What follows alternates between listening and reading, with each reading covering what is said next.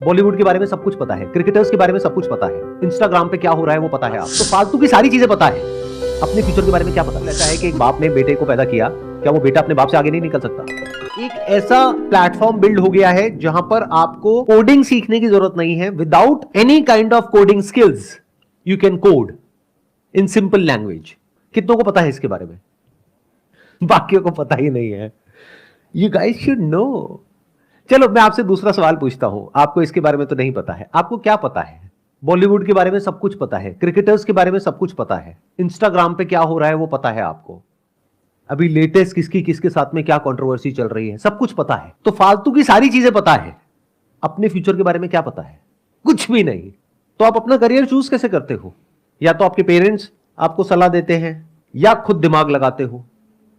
खुद दिमाग में है क्या जिसके बेस पे आप चूज कर रहे हो? पहले कोई नॉलेज होनी चाहिए, कुछ इंफॉर्मेशन होनी चाहिए कि दुनिया किस डायरेक्शन में भाग रही है, उसके हिसाब से करियर चूज करना चाहिए ना।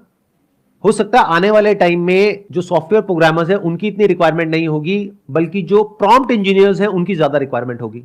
अब ये प्रॉम्प्ट इंजीनियर्स क्या होते हैं, प्रॉम्प्ट इंजीनियरिंग क्या होती है, इसके बारे में कितनों को पता है? हाथ ऊपर करो। कितने हैं जिन्होंने आज पहली बार प्रॉम्प्ट इंजीनियरिंग के बारे में सुना है?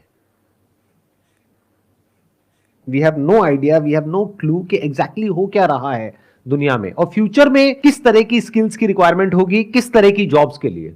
बहुत सारे लोगों को ये लगता है, जब भी मैं उनसे डिस्कस करता हूं वो ये कहते हैं कि एआई को हमने ही तो बनाया है, तो एआई हमसे आगे कैसे निकल सकता है? ये तो बिल्कुल ऐसा है कि एक बाप ने बेटे को पैदा किया, क्या वो बेटा अपने बाप से आगे नहीं निकल सकता?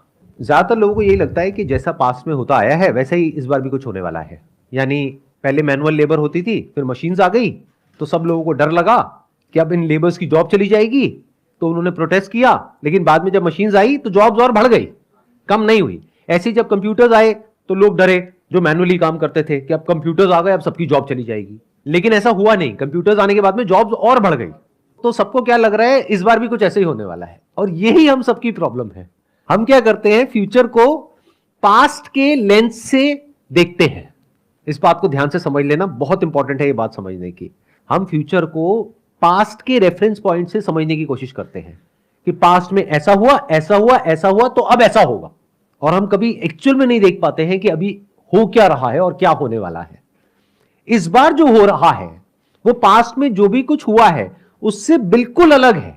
यानी कि जब मशीन्स आई, कंप्यूटर्स आए, तो क्या हुआ कि वो लोग जो मैनुअली काम करते थे उन्होंने एक स्किल एक्वायर करी उस मशीन को ऑपरेट करने की या कंप्यूटर को ऑपरेट करने की, और जॉब्स बढ़ गई।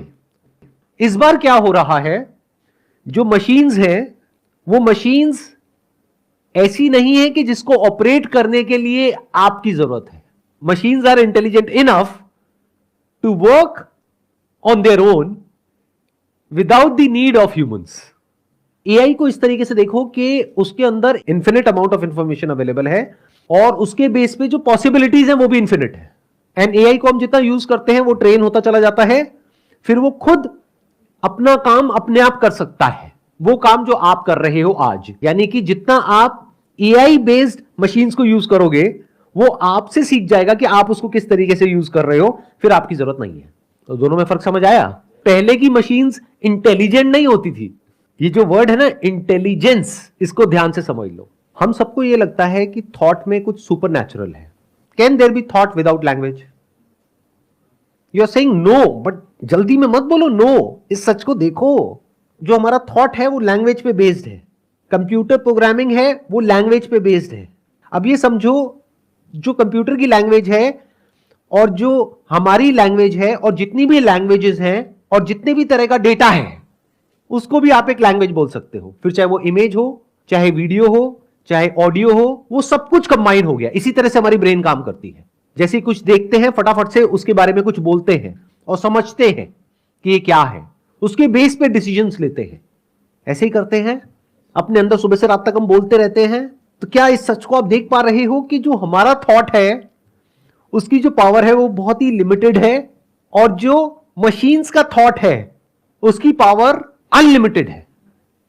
क्या इस सच को देख पा रहे हो या अभी डिनायल मोड में हो? अभी भी किसी गलतफहमी में जी रहे हो कि मेरा थॉट मशीन के थॉट से ज्यादा पावरफुल है? आपकी लड़ाई इस बार किसी इंसान के साथ में नहीं है जैसा होता आया है पास्ट में। इस बार आपकी लड़ाई मशीन्स के साथ में है। और कहने के लिए मैं मशीन्स कह रहा हूं, वो एक मशीन है क्योंकि सब आपस में कनेक्टेड है। तो एक तरफ एक मशीन जिसके पास में इंफिनिट पावर ऑफ क्रिएशन है, इंफिनिट पावर ऑफ थॉट है, और एक तरफ आप हो जिसके पास में सब कुछ ही फाइनाइट है।